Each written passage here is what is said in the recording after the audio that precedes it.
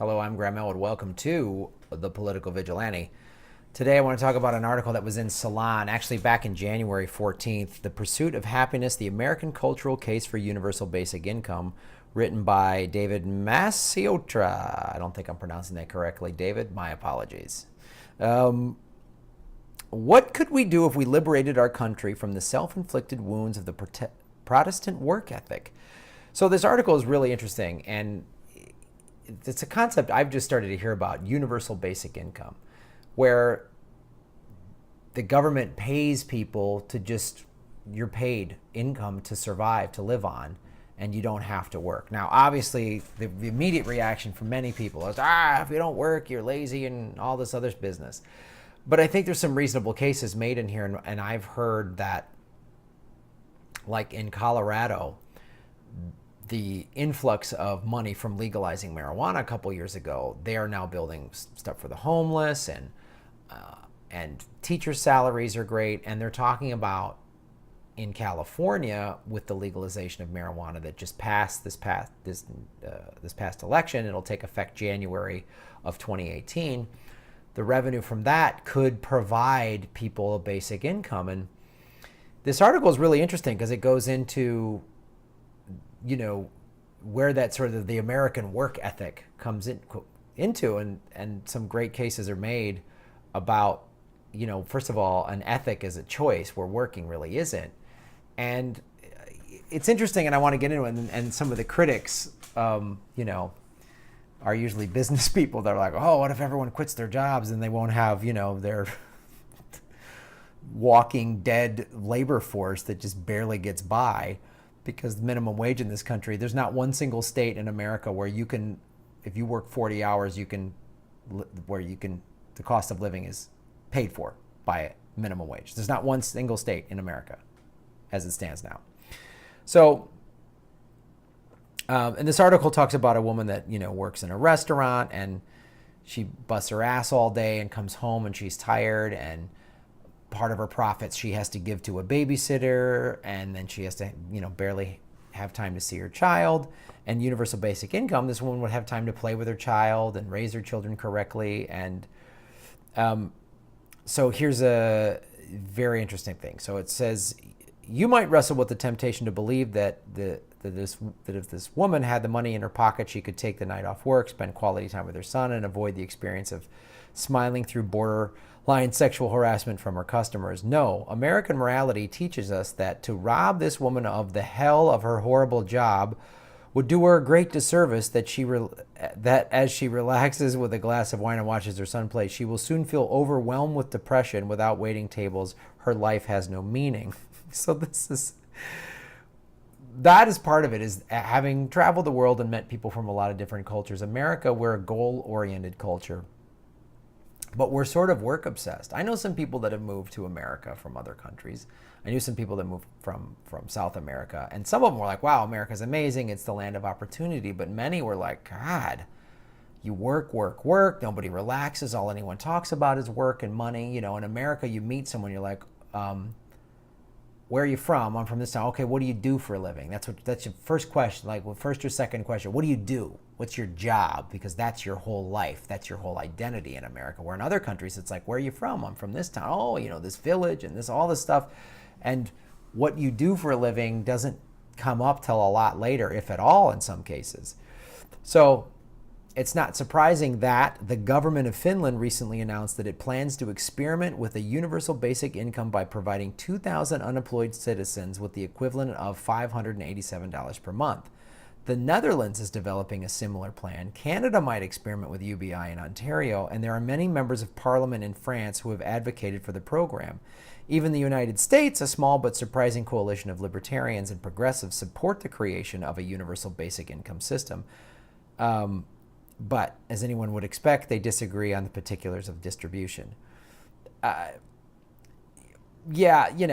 part of this country being founded by the Protestants is, idle hands are the devil's workshop. And it's kind of crazy to talk about like work ethic makes you feel proud. And most people in this country hate their jobs, hate them.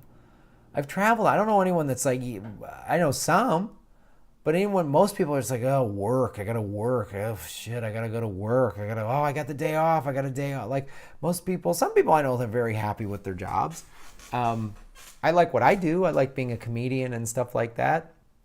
But that's, I'm part of 1/100th of a percentage of the population in terms of making a living in show business. I'm barely, I'm not even swimming in it. I'm barely getting by. So it's like, anyone out there just with a regular job, and oh no, what would society do if everyone just give them free money? They'd just be a bunch of layabouts and not do anything. I don't know. Maybe, I'm sure some would do that, but maybe a lot more would actually go out and enjoy life and be able to pursue things. Take up a hobby, an art, a craft, really have more time with their children and their families and stuff like that. It's really fascinating there. But like there's a guy, Orrin Cass, who writes in the National Review that universal basic income is a terrible idea because those who work to provide for themselves know that they are playing a critical and worthwhile role. In addition to the thrill of denouncing assistance for the poor, Cass works for the think tank Manhattan Institute. Of course, he works for some big high-paying gig, and he works, I'd like to see how that guy thinks about the virtues of work if he had to like work double shifts at a restaurant or janitor or clean or, sweep up a garage. I wonder if he would like that. Josh Barrow at Business Insider writes, oh, really? That proposals for a universal basic income need to die because they cannot replace the sense of reward and purpose that comes from a job. Okay.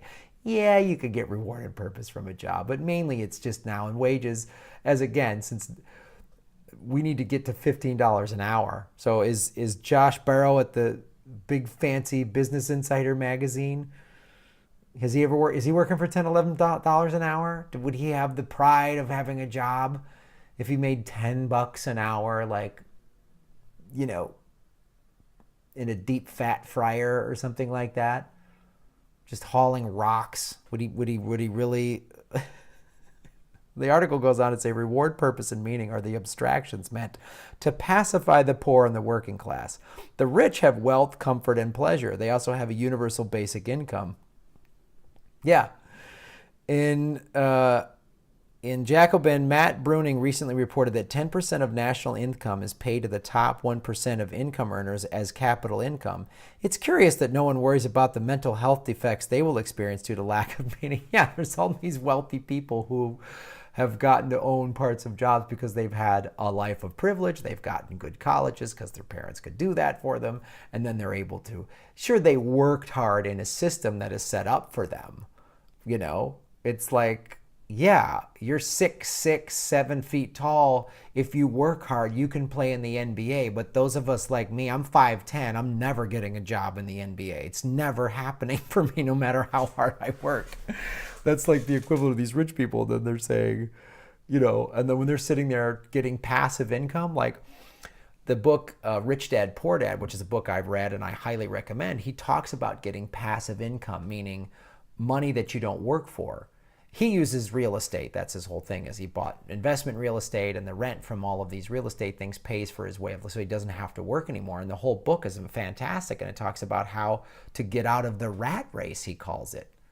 Get out of the rat race. And these rich people, they work hard, but then they're paid giant sums of money so they can go on these fancy vacations, and they go get spa treatments, and they have nice houses and all this crap. The working poor, which is 60% of this country, bust their ass and they can't afford anything.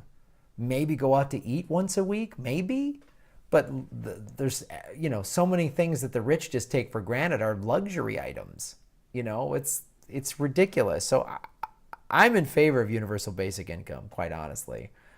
And I'd love to know what your guys' thoughts on this are. And if you have any experience with it, or if anyone watching from another country where they've used it, I'd love to know what you think. All right, guys, subscribe. The link to this article is below. It's very lengthy. Read it and let me know what you think. The Patreon link is below.